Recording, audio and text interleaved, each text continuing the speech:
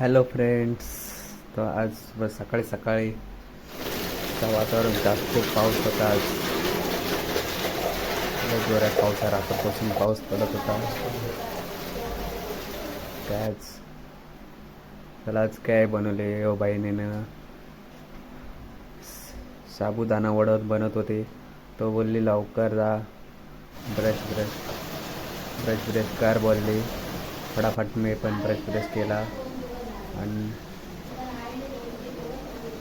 भूक लागली होती जास्त. जाऊन स्पेशल बनवले ते डिश नाश्त्यासाठी साबुदाणा वडे. सो मी पण जातो खायला. भूक लागली होती जास्त.